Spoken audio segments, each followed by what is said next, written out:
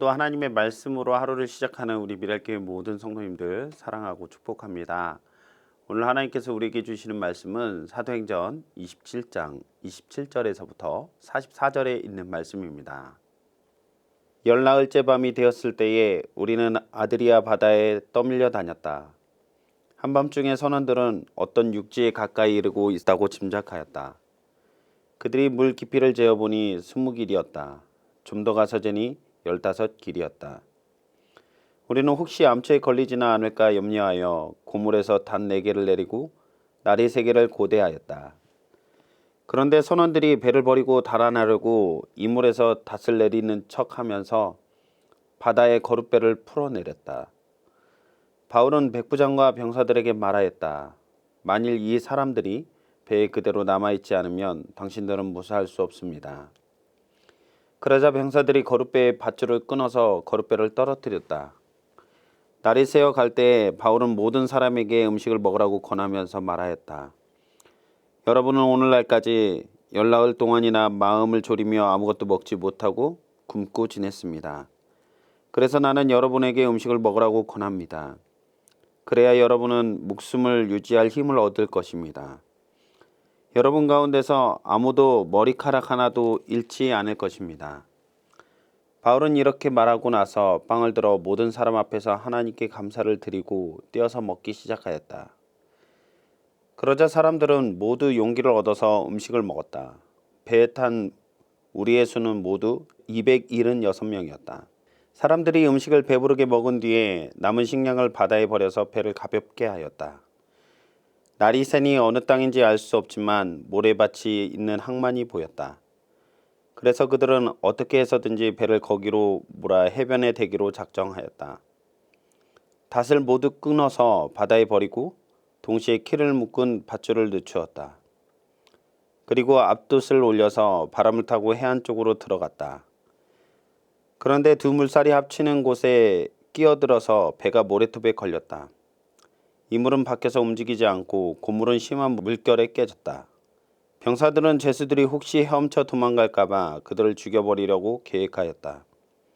그러나 백부장은 바울을 구하려고 병사들의 의도를 막고 헤엄칠 수 있는 사람들은 먼저 뛰어내려서 무트로 올라가라고 명령하였다. 그리고 그 밖의 사람들은 널빤지나 부서진 뱃조각을 타고 무트로 나가라고 명령하였다. 이렇게 해서 모두 무트로 올라와 구원을 받게 되었다. 바울은 하나님의 뜻에 의하여 로마로 가게 되었습니다. 그가 로마의 황제의 법정에 상소를 했기 때문에 죄인의 신분으로 끌려가는 것 같았지만 이 모든 일들의 배후에는 하나님의 선하신 뜻과 계획이 있었습니다. 하나님의 뜻을 쫓아 살아가는 삶이 순탄하고 형통한 잘밋빛 인생 같았지만 그가 겪는 상황을 통해서 하나님을 신뢰하며 의지하는 사람들에게 임한 환난과 시련을 어떻게 극복해 나갈 수 있는지에 대해서 우리에게 바울은 보여주고 있습니다. 바울은 황제 소속 부대의 백부장 율리오에 의해서 로마로 압송이 되고 있습니다. 바울을 태운 배는 크레타 섬에 다다랐습니다. 당시 지중해 황해에서 9월부터 3월까지는 항해를 하기 매우 어려운 시기다라고 합니다. 바울 일행을 태운 배가 이 시기에 로마로 가야 하는 일정이었는데 성령께서 바울에게 위험을 경고해 주셨습니다. 그렇지만 백부장은 바울의 충고보다 선장과 선원들의 말을 더욱 신뢰했기 때문에 항해를 속행했습니다. 그러나 얼마 지나지 않아 유라굴로라고 하는 태풍을 만나게 됩니다. 배가 폭풍우에 휘말려 표류를 하게 되었는데 경험이 많은 선원들이 모든 방법으로 폭풍우를 극복해보려 노력을 했지만 폭풍우가 더욱 심해지자 구조될 희망조차 버리게 되었다고 합니다. 이때 바울은 하나님께서 주신 그 확신을 통해서 선원들을 안심시키십니다.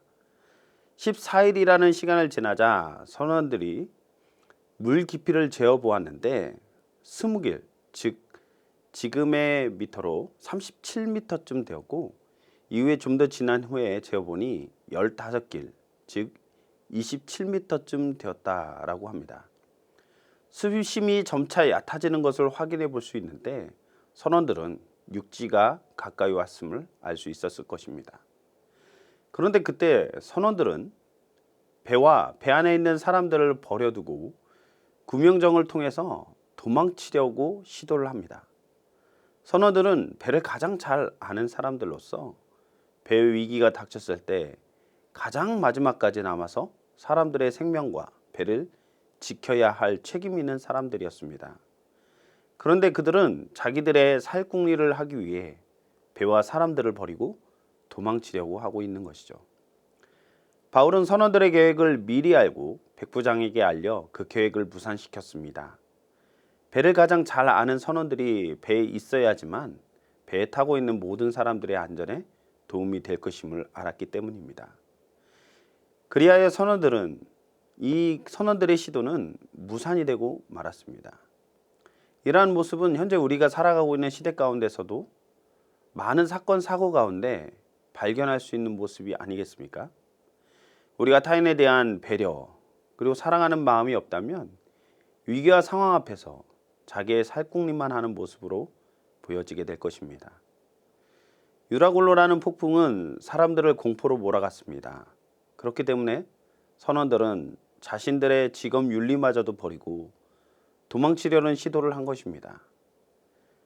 그런데 이러한 상황 가운데에서도 하나님의 약속을 붙잡고 소망을 잃지 않는 사람이 있었습니다. 그의 모습을 통해 사람들은 용기와 힘을 얻기 시작합니다. 바울에게 찾아오셔서 로마에 가서 복음을 증거해야 한다라는 사명을 허락하신 하나님의 음성은 바울을 생명에 대한 소망을 갖게 만들었습니다. 죄인의 신분이지만 오히려 사람들을 위로하고 안심시킬 수 있었습니다. 바울은 떡을 가져다가 먹고 사람들에게 음식을 권하여 먹게 하였습니다. 이것은 하나님에 대한 전적인 신뢰와 확신이 없다면 불가능한 모습일 것입니다. 하나님을 믿는 한 사람으로 인해서 자칫 와해되고 무너질 수밖에 없는 공동체가 다시 세워지고 한 사람도 희생당하지 않고 무사히 육지에 상륙할 수 있게 되었습니다. 바울의 모습을 통해서 사람들의 마음까지도 돌려놓을 수 있게 된 것이죠. 우리가 문제와 상황을 직면할 때 같은 상황 가운데서도 이렇게 서로 상반된 반응을 일으킬 때가 있습니다. 선원들은 자신들의 책임마저도 버려두고 자기 살 길을 위해 도망치려는 모습을 보입니다. 그러나 죄가 없으나 주 예수 그리스도를 믿는 믿음 안에서 억울한 죄인의 신분이 된 바울 한 사람의 믿음, 그 행보는 여러 사람들을 살리는 모습으로서 서 있게 된 것이죠. 우리는 예수 그리스도를 믿는 믿음 안에서 어떻게 살아가야 할까요?